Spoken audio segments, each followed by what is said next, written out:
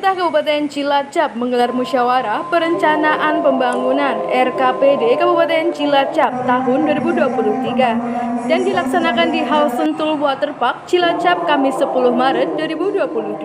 Dihadiri oleh Bupati Cilacap Toto Suharto Pamuji, Wakil Bupati Cilacap Samsul Aulia Rahman, Ketua DPRD Cilacap Taufik Nur Hidayat, Sekda Farid Ma'ruf, Wakil Ketua DPRD Cilacap Sandi Syakir, Saiful Mustahin, Purwati, Asisten Sekda, OPD, LSM, tokoh masyarakat, stakeholder, instan pers, dan tamu undangan lainnya. Musrenbang dibuka oleh Bupati Cilacap dan digelar secara langsung dan virtual. Bupati Cilacap Toto Suharto Pamuji mengatakan belanja daerah tahun 2023 diarahkan untuk meningkatkan pelayanan, infrastruktur, dan bidang pendidikan. Untuk para pejabat yang masih menjabat dan mempunyai wewenang dalam menyusun rencana ke depan harus mendengar keluhan dari masyarakat, serta apa yang dibutuhkan masyarakat. Pembangunan infrastruktur yang tertunda karena refocusing menjadi tugas Bupati dan Wakil Bupati di akhir masa jabatannya. Ke depan, siapapun yang meneruskan jabatannya, acuannya adalah bangga bangun desa. Sementara itu, usai Raperda Sekda Cilacap, Farid Ma'ruf menjelaskan rincian RKPD 2023 kepada media. Musrenbang ditutup dengan penandatanganan hasil musrenbang. Kabupaten Cilacap khususnya Indonesia pada umumnya terbebas dari wabah penyakit COVID-19 dan perekonomian masyarakat, pembangunan Kabupaten Cilacap bisa berjalan normal kembali seperti sedia kala, bisa terwujudnya Kabupaten yang baru. Musrenbang perencanaan pembangunan rencana kerja pemerintah daerah Kabupaten Cilacap tahun 2023, pembangunan berkelanjutan untuk percepatan pemulihan ekonomi dan pemantapan infrastruktur. Bapak Ibu sekalian, ini bisa jadi bukan kewenangannya kabupaten, tapi kewenangan pusat. Tetapi kalau kemudian hulunya tidak diatasi, selamanya akan menjadi problem, terutama banjir. Kalau kita di dalam materi disebutkan salah satu anggaran tentang rehab berat atau ringan sekolah dasar, nilainya 7, sekian miliar untuk 56 SD.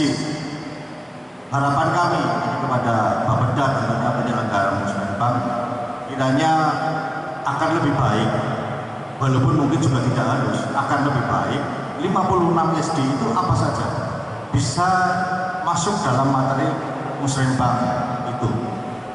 Jadi bapak-bapak yang lain yang duduk di atas ini.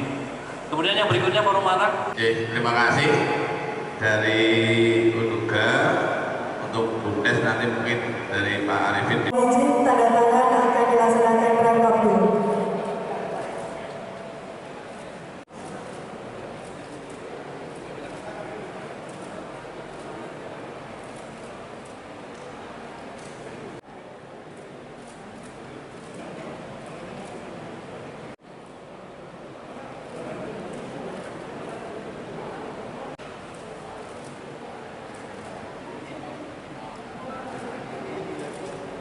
Berita acara hasil musrenbang dilanjutkan. Berita acara tersebut bahwa para pejabat yang memangku jabatan, yang mempunyai wewenang, yang membuat kebijakan, yaitu bagaimana menyusun rencana-rencana ke depan. Rencana-rencana ke depan itu pertama kita mendengarkan dulu dari masyarakat, keluhan masyarakat, keinginan masyarakat yang dibutuhkan masyarakat. Jadi membuat kebijakan mumpung menjadi pejabat, masih menjadi pejabat, membuat rencana yang tadi saya sebutkan, yaitu kebutuhan masyarakat, prioritas yang dibutuhkan masyarakat, bukan kepentingan pribadi, bukan kepentingan kelompok, bukan kepentingan siapa-siapa, tapi kepentingan rakyat. Ini yang sangat dibutuhkan. Jadi jabatan itu akan selesai Tapi jabatan itu akan dikenang ketika apa? Ketika kita membuat kebijakan untuk masyarakat. Nah, sekarang mereka masih ada waktu lah untuk berbuat baik, maka nanti akan dikenang. Nah, disinilah berarti apa yang diamanatkan oleh Allah Subhanahu wa Ta'ala, oleh Bupati yang memberi wewenang, memberi ini, kamu gunakanlah itu kesempatan mumpung masih jadi pejabat, masih ada waktu untuk berbuat baik. Terima kasih. Dalam pembangunan di Cilacap, acuannya adalah Bangga Bangun Desa. Pertama adalah pendidikan. Pendidikan itu untuk mempersiapkan masa depan anak-anak kita ke depan. Tanpa pendidikan kita tidak akan bisa apa-apa. Dengan orang tetap miskin, kenapa? Tetap miskin karena tidak ada pendidikan. Kedua, karena tidak sehat. Maka pendidikan dan kesehatan tidak bisa dipisahkan. Ekonomi akan berjalan pasti dan budaya akan tetap bertahan. Makasih. Pak, prioritas pembangunan 2023 apa Pak? Tadi udah disampaikan, yaitu infrastruktur. Kebijakannya yaitu Bangga Bangun Desa, pendidikan itu prioritas pertama. Kedua adalah kesehatan. Tapi di sini ada namanya infrastruktur yang kemarin masih belum selesai karena refocusing. Tapi besok harus diselesaikan. Dan ini tugas saya yang terakhir, saya bersama Wakil Bupati harus membayar utang ini lunas. Kalau nanti tidak lunas, yang meneruskan jabatan saya sebagai bupati harus melunasi utang karena kena pandemi COVID ini. Siapapun, apa acuannya Bangga Bangun Desa. Musrenbang pada hari ini bisa berjalan dengan lancar, ya. Terus mudah-mudahan Musrenbang ini rencana kerja daerah RKPD-nya ini nanti bisa mengakomodir semua usulan-usulan dari masyarakat lewat Musrenbang, dari pokok-pokok dan anggota DPR hasil reses itu tetap diakomodir.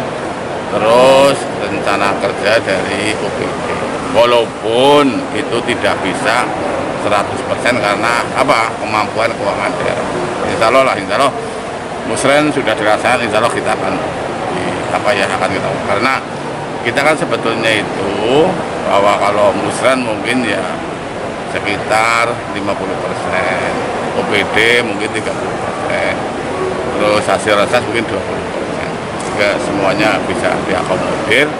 Dan yang paling penting adalah bahwa itu betul-betul kebutuhan masyarakat, bukan keinginan para pengusul, ya. Jadi kebutuhan masyarakat kita. Sekarang angka kemiskinan di angka 11, kurang lebih ada 200.000 masyarakat yang kebetulan kurang beruntung. Ini yang menjadi prioritas kita, sehingga kita adakan pendampingan untuk 73 desa kelurahan agar bisa tuntas. Saya sudah bilang kepada OPD bagaimana supaya di mapping kira-kira di desa 73 desa kelurahan itu kebutuhannya apa, itu yang akan diintervensi. Mudah-mudahan 2023 nanti itu bisa dilaksanakan. Ada Mas Giri, ada Mas Edi, ini yang think tanknya untuk penyusunan APBD. Ya, gitu ya. Pak Sekda, ini Musrenbang terakhir Pak Sekda, Pak. Bagaimana pengelolaan anggarannya Pak nanti ketika Pak Sekda pensiun, Pak? Saya kira kan sudah sudah generasi sudah bagus lah ya.